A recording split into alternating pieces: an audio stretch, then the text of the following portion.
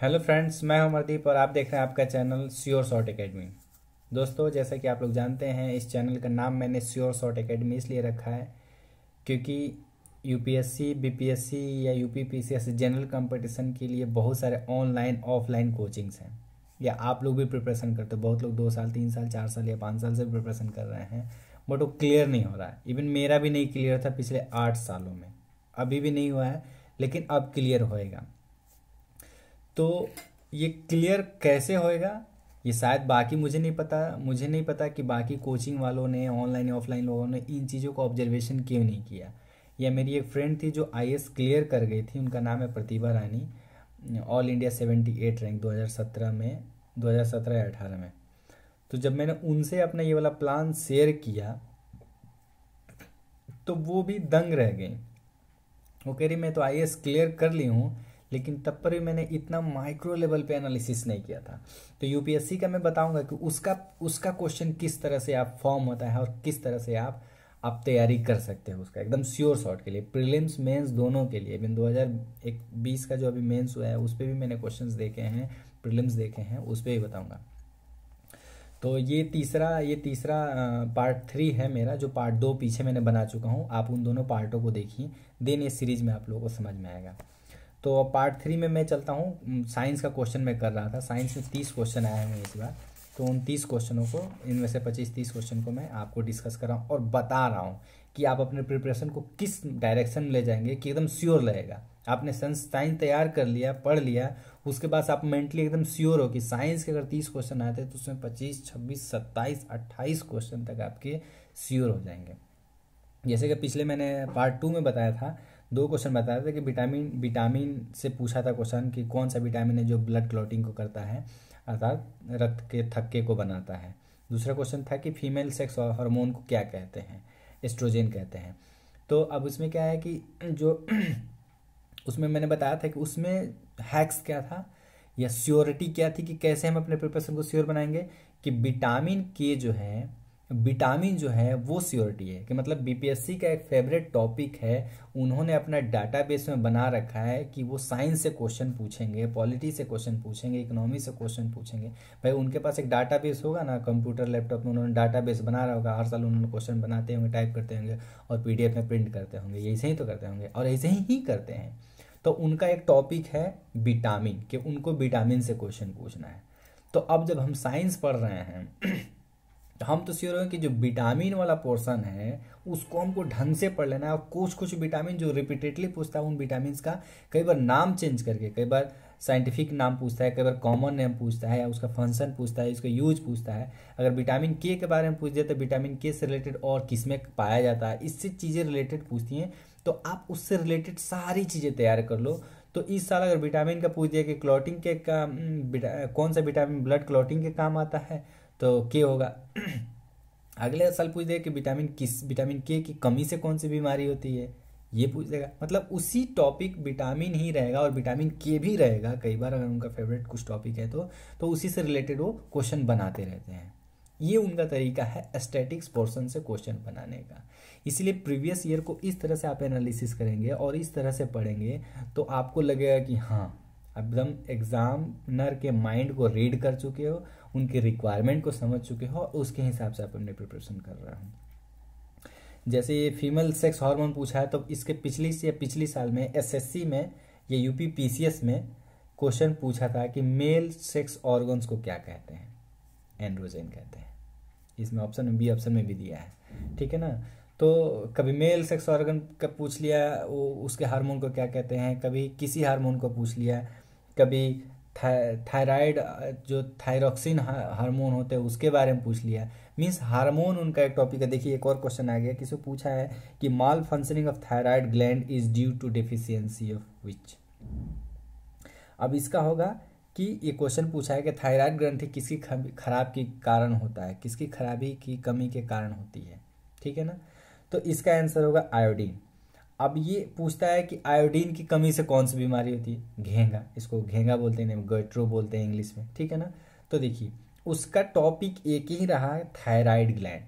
पिछले ये 66 का क्वेश्चन है, 65 या 64 में पूछा था कि थायरॉक्सिन जो है थायराइड ग्लैंड में कौन सा पाया जाता है? थायरॉक्सिन ग्लैंड, ठीक है ना, थायरॉक्सिन, थायरॉक्सिन हार्मोन, ठीक है ना। इस तरह का क्वेश्चन था। तो एक बार आपने थायराइड ग्लैंड के बारे में, थायरॉक्सिन, थायराइड ग्लैंड, उसकी बीमारी, कौन सा उपचार, कौन सा चीज़ें, किसकी डेफिशिएंसीज होता है, आपने सारा चीज़ तैयार कर लिया, तो आपका श्योर हो गया कि अब इससे क्वेश्चन आएगा तो वो श्योर है आपका सही होगा। और आता है, ये देखिए ना, ये आप पेपर उठा के देखिएगा, आप लोग जब पेपर एनालिसिस आप लोग कीजिएगा, आप रिवर्स जाइएगा, 66, 65, 64, 63, ऐसे रिवर्स जाइएगा, तो आपको पता चल जाए ओ ये तो रिपीटेशन है, ठीक है ना। या अगर उधर से भी आएगा तो आपको लगेगा हाँ यार ये क्वेश्चन तो कहीं ना कहीं आया हुआ था, तो आप ना जैसे आपको कहीं मिलते जाए तो उस पर R1, R2, R3 लिख दीजिएगा, हाँ ये रिपीट हुआ है, रिपीट हुआ है, एक बार रिपीट हुआ, 2 बार रिपीट हुआ, 3 बार रिपीट हुआ है। तो इस तरह से आप करते जाएंगे तो आपको पता चलेगा। तो देखिए यहाँ पे दिख गया। अब पिछली बार पूछा था कि थायराइड ग्लैंड किधर पाया जाता है, क्या होता है, थायरॉक्सिन जो हार्मोन होते हैं वहाँ, उसके रिलेटेड से पूछा था। फिर इसको पूछ दिया कि थायराइड ग्लैंड में किसके कमी के कारण होता है आयोडीन से। कई बार इसी क्वेश्चन उलाट के पूछ दिया कि आयोडीन की कमी से कौन सी बीमारी होती है। मतलब उसका एक टॉपिक है, बीपीएससी का फेवरेट टॉपिक है कि थायरॉक्सिन या थायराइड से रिलेटेड उसको क्वेश्चन पूछना है, तो पूछता है। तो क्यों ना हम इसको तैयार कर लें। अगर हमने इसको तैयार कर लिया तो हमारा साइंस का एक क्वेश्चन तो कम से कम तैयार हुआ। 150 क्वेश्चन है यूपीएससी के 100 क्वेश्चन और बीपीएससी के जो 150 क्वेश्चन होता है उसके एक एक क्वेश्चन पे आपको मेहनत करना पड़ेगा, और इस तरह से श्योर मेहनत करना पड़ेगा। रैंडम नहीं, ऐसा नहीं है रैंडम नहीं, कुछ भी तैयार कर रहे हैं, इतना पढ़ रहे हैं, फिर भी एग्जाम में जा रहे हैं तो कुछ नहीं हो पा रहा है। उसको ब्लाइंड प्रिपरेशन जो कोचिंग वाले कराते हैं या करते हैं, या बाकी, या जैसे मैं भी कर रहा था ब्लाइंडली, ऐसे ही करते हैं हम लोग को। ऐसे कह दिए कि समुंदर है कुछ भी पढ़ लो, ऐसा नहीं है, समुंदर नहीं है, ये फिक्स है। आपको ये चीज़ एरिया आपको ढूंढना पड़ेगा, एनालिसिस करना पड़ेगा, और इस तरह से करोगे तो आप लोगों को मिलेगा। अब जैसे नोबेल प्राइज़ के बारे में, तो नोबेल प्राइज़ की बीपीएससी की खासियत बताता हूँ। मैंने क्या देखा है कि पिछले 3-4-5 सालों का मैंने पेपर देखा तो नोबेल प्राइज़ से हर साल एक क्वेश्चन पूछना है, पक्का है, ठीक है ना। तो मान लो 5-6 आया तो आपने नोबेल प्राइज़ तैयार कर लिए, लेकिन उसमें भी क्या है, उसमें भी माइक्रो, तो हर साल देखो तो उनका जो नोबेल प्राइज़ है पूछने का 2 तरीका है। एक तो या पुराना कोई नोबेल प्राइज़ पूछ देते हैं कि आइंस्टाइन को किस चीज़ के लिए नोबेल प्राइज़ में दिया गया था, पीजो इलेक्ट्रिक इफेक्ट के लिए दिया गया था आइंस्टाइन को, ठीक है ना। तो ये क्वेश्चन पूछ दिया, तो उनको उनका पूछने का दो क्वेश्चन पूछने का तरीका है, मतलब नोबेल प्राइज़ है। पहला कि किसी पुराने ओल्ड, कोई फेमस ओल्ड नोबेल प्राइज़ दिया हुआ किसी साइंटिस्ट का, तो उसका नाम पूछते हैं। अब करेंट में अगर पूछते हैं तो करेंट में एकदम श्योर है कि नोबेल पीस प्राइज़ किसको दिया गया, या नोबेल का साहित्य का, लिटरेचर का प्राइज़ किससे दिया गया, इससे रिलेटेड पूछते हैं। तो बाकी आपने जैसे पढ़ा सब, और आपने इन दोनों का नाम एकदम रट लिया, याद कर लिया, तो आप जाते बिना पढ़े टिक मार दोगे। जैसे इस बार क्वेश्चन पूछा था कि नोबेल का पीस प्राइज़ किसको दिया गया था, तो नोबेल का पीस प्राइज़ दिया गया था वर्ल्ड फोरम, WFO को, वर्ल्ड फोरम ऑफ ऑर्गेनाइजेशन को, WFO को दिया गया था, ठीक है। तो इस तरह से आप पढ़ रहे हो और श्योरिटी के साथ पढ़ते जा रहे हो। मतलब ये मैं इसीलिए इस चैनल का नाम भी रखा हूँ और मैं गाइड भी इसीलिए कर रहा हूँ कि आप जो भी पढ़ रहे हैं आपके अंदर एक कॉन्फिडेंस बूस्टअप है। अगर 2 घंटे भी आप पढ़ रहे हो तो आपको ये लगा कि 2 घंटे में जितना पढ़ा है बेकार की चीज़ तो मैंने कुछ भी नहीं पढ़ा है। जो भी पढ़ा या तो एग्जाम में आया हुआ है, या तो आएगा, या तो आना ही है। तो ये जब श्योरिटी आती है तो आपका कॉन्फिडेंस बढ़ता है, और आप प्रिपरेशन 2 घंटे की जगह 3 घंटे, 4 घंटे, 5 घंटे, जितना ज़्यादा करोगे उतना ज़्यादा आप लर्निंग करते जाते हो। ये प्रीलिम्स के लिए बता रहा हूँ, मेंस के भी लिए बताऊंगा, उसके लिए बहुत अच्छा हैक्स है, मैं बताऊंगा उसको। नेक्स्ट क्वेश्चन पूछना, जैसे देखिए नेक्स्ट क्वेश्चन पूछा हुआ है कि the sweetest sugar among the following is. अब इसमें फ्रक्टोज, ग्लूकोज, माल्टोज, सुक्रोज, 4 चीज़ें दी हैं। तो आप देखोगे पिछले 4-5 साल के, 2-3 साल का पेपर उठा के दोगे तो हर साल किसी न किसी तरह से शुगर से रिलेटेड क्वेश्चन पूछा गया है। पिछली बार शुगर का फार्मूला पूछ दिया था उन्होंने, हाँ 64 या 65 में देखिए शुगर का फॉर्म पूछ दिया। इस बार के पूछा है कि सबसे स्वीटेस्ट फॉर्म कौन सा होता है, या कभी पूछते हैं आर्टिफिशियल शुगर किसको कहते हैं। मतलब शुगर ही जो बीपीएससी का एक टॉपिक है, उस शुगर से जाएँ और सारी चीज़ें रिलेटेड आपने पढ़ लिया, याद कर लिया, नोट्स बना लिए, या जो भी कर रहे हैं उसमें अंडरलाइन कर दिए। अच्छा, नोट्स नहीं बनाने होते हैं इसमें, प्रीलिम्स के लिए नोट्स नहीं बनाने होते। इसमें क्या करेंगे, आप यहाँ पढ़ें, और जब मान लो कि लूसेंट में आप पढ़ रहे हो, सपोज लूसेंट में यहाँ पे पढ़े आप, तो कंसोलिडेट करते जाओगे। यहाँ पे जो चीज़ पढ़ें उसको लिख दोगे वहीं पे, शुगर वाला चैप्टर आएगा वहीं पे लिख दोगे कि हाँ 65 में ये वाला क्वेश्चन पूछा है, या 66 63 बीपीएससी 63 65 66 64, वहीं पे लिखते जाओ जिस पे आए। और जब रिवाइज करोगे तो एक material consolidation is also necessary to minimize your effort of revision, क्योंकि जब आप रिवीजन करते हो तो जब तक चीज़ें कंसोलिडेट एक जगह नहीं आई हैं तो तितर बितर कहीं कहीं रहेंगी, तो आप पढ़ नहीं पाओगे, रिवाइज नहीं कर पाओगे। तो कंसोलिडेशन एक सबसे लास्ट फार्मूला है जनरल कंपटीशन प्रिपरेशन। आप कहीं से कुछ भी पढ़ो, करंट से पढ़ो, इस बुक से पढ़ो, लेकिन किसी एक बुक को रेफरेंस बना लो वहाँ पे, या एक नोट्स बना लो, वहाँ पे आप सब कंसोलिडेट करते जा रहे हो, एक जगह इकट्ठा करते जा रहे हो, तो प्रिपरेशन आपका ईजी होते जा रहा है। ठीक है ना। तो यहाँ पे हैक्स क्या है, या श्योरिटी का, या श्योर ट्रिक क्या है, श्योरिटी का फार्मूला क्या है कि बीपीएससी का एक फेवरेट टॉपिक है शुगर से रिलेटेड क्वेश्चन पूछता है, तो शुगर से आप बना लिए और सारी चीज़ें आप उसके बारे में पढ़ लिए। नेक्स्ट क्वेश्चन हम लोग इसमें पढ़ते हैं, दिया है कि legumes are highly nutritious because they are rich इन।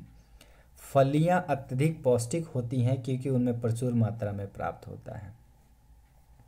तो लेग्यूम्स ये पाए जाते हैं दलहन की जो भी होते हैं। लेग्यूम्स नाइट्रोजन फिक्सिंग जो भी एलिमेंट्स होते हैं वो उसमें ये पाए जाते हैं लेग्यूम्स, ठीक है ना। तो वो उसमें क्या होता है, प्रोटीन की, इसमें दिया ऑप्शन दिया है फैट, प्रोटीन, ऑयल, स्टार्च। तो यहाँ पे ऑप्शन क्या आया, प्रोटीन, ठीक है। तो यहाँ हैक्स क्या है, यहाँ हैक्स दो चीज़ हैं, एक कि प्रोटीन और दूसरा लेग्यूम्स। लेग्यूम्स किस में पाया जाता है, या नाइट्रोजन फिक्सिंग कौन कौन से होते हैं, ये क्वेश्चन पूछ देता है, इससे रिलेटेड पूछता है, या प्रोटीन से रिलेटेड पूछ देता है क्वेश्चन कि प्रोटीन किस में पाया जाता है, प्रोटीन का फॉर्म क्या होता है, प्रोटीन क्या होता है। मतलब प्रोटीन और लेग्यूम्स, यहाँ दो हैक्स मिल गए और यहाँ पे दोनों मिला के एक क्वेश्चन बना दिया उसने, ठीक है ना। एक चीज़ यहाँ हैक से दिखा।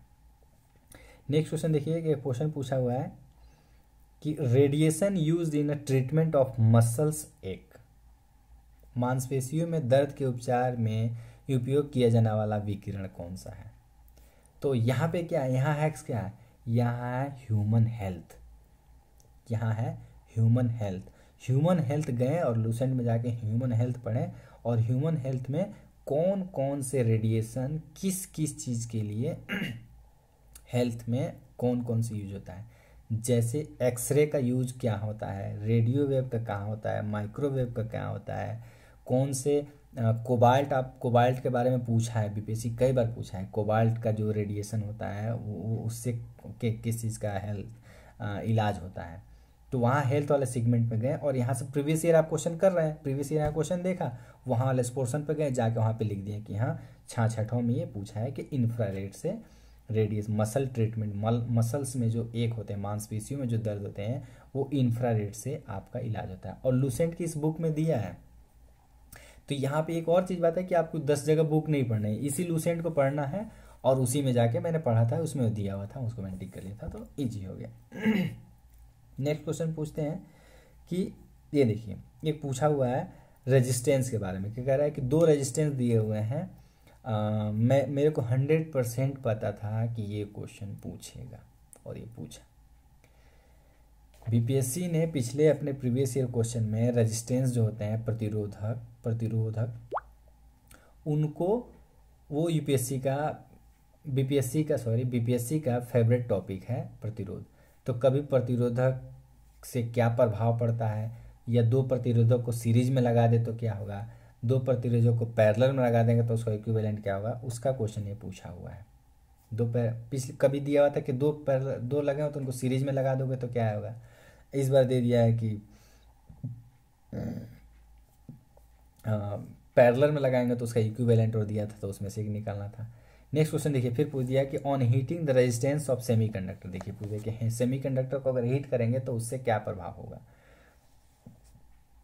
गर्म करने पे अर्धचालक का प्रतिरोध घट जाता है, बढ़ जाता है, रिमेंस रहता है, जो भी होता है आपको बताना है, तो इसमें डिक्रीज हो जाता है, रेजिस्टेंस घट जाता है। क्यों, क्योंकि जैसे हम हीट करते हैं तो जो सेमीकंडक्टर होते हैं उसके जो लास्ट इलेक्ट्रॉन्स होते हैं वो उछल के एक्टिव वाले जोन में चले जाते हैं, उसके वजह से कि उसकी फ्लो ऑफ करंट बढ़ जाता है। फ्लो ऑफ करंट बढ़ने का मतलब रेजिस्टेंस का डिक्रीज होना। ये तो अब एक टॉपिक हो गया रेजिस्टेंस। अब लूसेंट उठाए, रेजिस्टेंस वाला पोर्शन है वहाँ से उसको पढ़ लें, उसका बेसिक जो यूज का चीज़ है उसको पढ़ लें। अच्छा हाँ, साइंस वाले पोर्शन में ये बात ध्यान रखना है कि जो भी चीज़ें हम पढ़ रहे हैं उसका प्रैक्टिकल लाइफ में कौन कौन सा एग्जाम्पल वाला चीज़ है उससे ज़्यादा बीपीएससी क्वेश्चन पूछता है। जैसे देखिए पूछा है ना कि कौन सा जो रेडिएशन है उसको मसल्स पेन में यूज किया जाता है, या लेगुम्स के बारे में पूछा है, या इस तरह से पूछा है। एक नेक्स्ट क्वेश्चन है, light year is a unit of what. यहाँ पूछा है कि लाइट ईयर किस चीज़ का यूनिट है। बच्चा बच्चा जानता है, लेकिन फिर भी यहाँ पे हैक्स क्या है कि जो ये लाइट ईयर है इससे रिलेटेड हमेशा लाइट से चैप्टर है एक लूसेंट का, लाइट, उस लाइट से जाकर पढ़ना है। कभी लाइट का स्पीड पूछ देता है, कभी लाइट ईयर का क्या होता है ये सब पूछ देता है, तो वहाँ पे जाके आपको ये हैक्स है। यहाँ नेक्स्ट क्वेश्चन दिया कि which of the following does not change when light travels from one medium to another medium. मतलब कह रहा है कि जब प्रकाश एक माध्यम से दूसरे माध्यम में जाता है तो उसके किस चीज़ में चेंजेस नहीं आते हैं। देखिए बीपीएससी का 65 का क्वेश्चन है। बीपीएससी का 65 का क्वेश्चन किस तरह से है, उसने यहाँ इसका आंसर होगा फ्रीक्वेंसी। तो फ्रीक्वेंसी जो है पिछली बार पूछा था कि फ्रीक्वेंसी का यूनिट क्या होता है। मतलब बीपीएससी का एक टॉपिक हो गया फ्रीक्वेंसी, उससे रिलेटेड जो भी चीज़ें हैं वो पूछता है। तो मैं भी ऐसे ही तैयार किया था, मैं आपको लूसेंट में खोल के दिखा दे रहा हूँ, ठीक है ना, साइंस वाले पोर्शन में, कि जब मैं इसको पढ़ा तो मैं मार्क कर दिया था, ठीक है ना। तो उसमें क्या हुआ था कि ये पूछा था कि फ्रीक्वेंसी का जो है तो कैसे याद रखेंगे। तो अब देखिए इसमें कुछ याद रखने का भी मैं तरीका बताते जाऊंगा आप लोगों को। जब मैं आप लोगों को पढ़ाऊंगा इसमें, तो मैं इसमें आपको कि कोई चीज़ें कैसे याद रखनी है ये भी आप लोगों को ध्यान रखना होगा, और वो आप लोगों को मैं बताऊंगा कि किसी चीज़ को कैसे याद रखते हैं। पढ़ भी रहे हैं तो कैसे याद रखते हैं। और फॉर एग्जांपल जैसे मैंने अपने बुक में मार्क कर दिया था कि ये पूछेगा तो इसका जवाब क्या होगा। तो मैंने क्या किया था कि इसका याद करने का तरीका ये था कि जैसे ये फ्रीक्वेंसी के बारे में क्वेश्चन पूछा था तो मैंने क्या किया था, तैयार कर लिया था। तो मैंने क्या किया कि फ्रीक्वेंसी को ऐसे लिखे, F for frequency, F for fix. मतलब फ्रीक्वेंसी फिक्स रहता है, एक ही फिक्स रहता है, बाकी सारी चीज़ें चेंज होती हैं। इसमें वेलोसिटी होता है, वेवलेंथ होता है, रिफ्रैक्टिव इंडेक्स होता है, ये सारी चीज़ें चेंज होती हैं, लेकिन उसका जो फ्रीक्वेंसी है वो चेंज नहीं होता है, वो सेम रहता है। एक मीडियम से दूसरे मीडियम में लाइट ट्रेवल करती है तो इसका अब एक तो